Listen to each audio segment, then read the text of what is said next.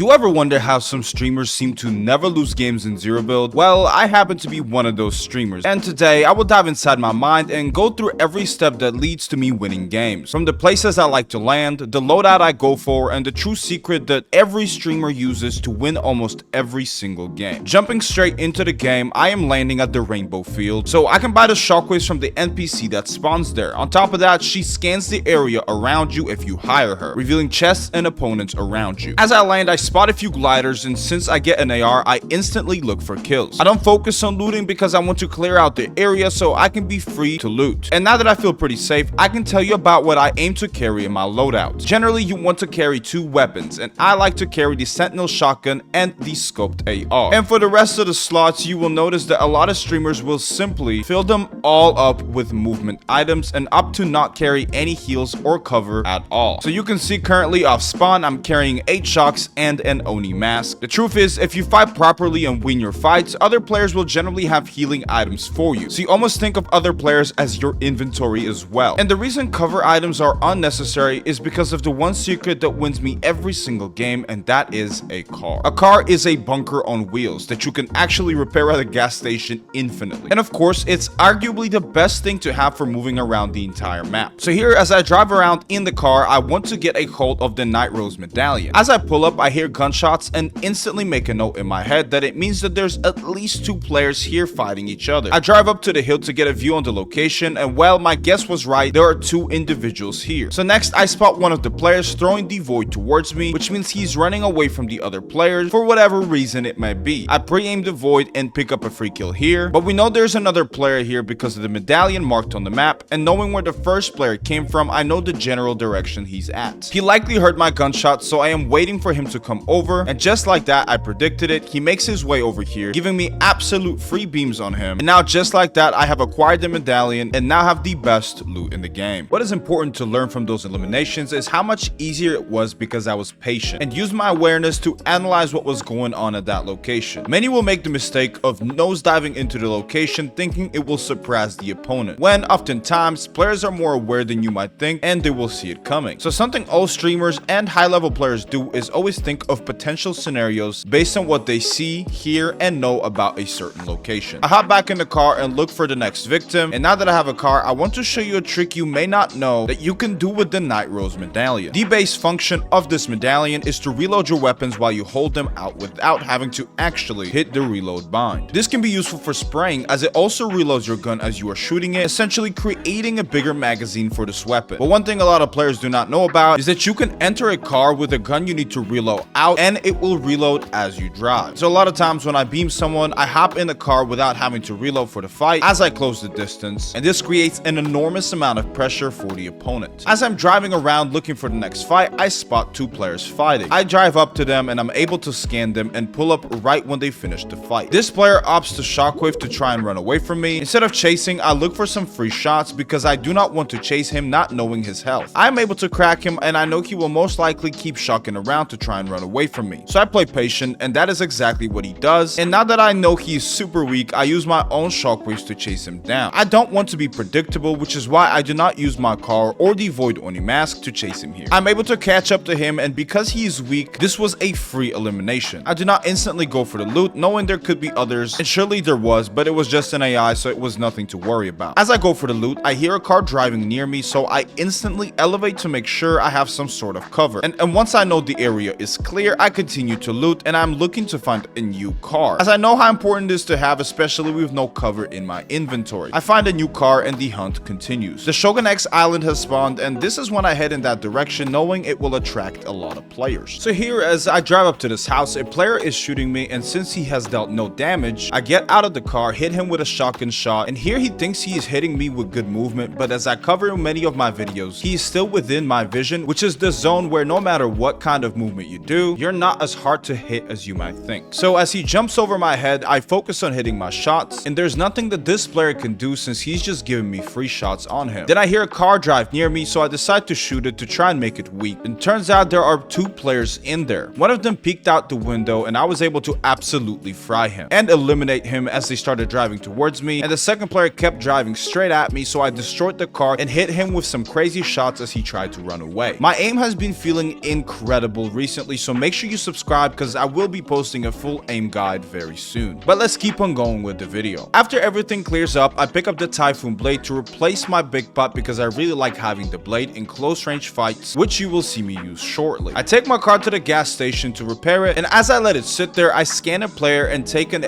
AR battle with him. I choke some shots, but we dealt a similar amount of damage to each other, but the issue is I do not have any heals. So one of my options would have been to run away, but since I have so much movement, I can take this fight and just take his heals. I instantly apply pressure so he can't have any time to heal, and use my shockwaves to make myself harder to hit, as I also hit the slide when doing so. I throw another shockwave down to keep moving and I crack him up. He tries running away. Now I do not have a lot of bullets left, so notice how I slow down and really take my time lining up my shot, and just like that eliminate him. Surely enough, he had some big pots for me, and so I was able to heal up. I make it back to my car and try to play the island to get the Shogun X medallion. As I try to eliminate the boss, a player comes up there and completely fries me. So I instantly dive right back down and begin to hunt for heals. And this may be the only downfall of not playing with heals in your inventory. It slows you down significantly, but I do not panic and try to find some heals as I find another car to move around in. I was able to get some sprites, position myself in a bush and start healing. I spot a player in the bush and deal a good amount of damage and crack him as he runs away. But I'm weak and I know there's another player left in the game, which is when he makes his appearance. By driving near me and I try to deal some damage, he begins to drive at me, so I go for the pickaxe scar play, where you swing your pickaxe before you enter the vehicle and keep holding it as you get in, and point at the driver to deal damage. I'm able to crack him with this trick, then he gets out of the car. Now I'm also weak and he now has a right peak advantage, so I get out the car and instantly get right back in to get in the driver's seat and try to set up the car for a peek. I switch seats to get out on the side that will give me cover and begin to shoot back at him. I deal a lot of damage, but so does he, so I use my blade to get in the other car, but then I noticed that he was trying to run away, which means I will now have free shots when he uses his void, and that's exactly what happens, and I am able to easily eliminate him. Now I am in a 1v1 situation and I make sure to get into a good position to start healing, as I also scan the area to find the last player. I use up my sprites and have a decent enough health to fight now. I do not know where he is at, so I void over to the car and pick up a new set of sprites. As I drive around, the opponent shoots me and I know now where he is. I instantly get out of the car on a good peek and start popping my sprite. He throws the void in my direction, and here all I have to do is pre-aim it, and he teleports straight through. And here I have an advantage because he's in the open and I am on a very good heady, and this simply wins me the fight, securing me my 60th ground win of the season. If you made it this far into the video, make sure to subscribe to join the most underrated Zero Build community on YouTube. And if you want to learn how to win games in solo versus squads in Zero Build, click the video that's on your screen.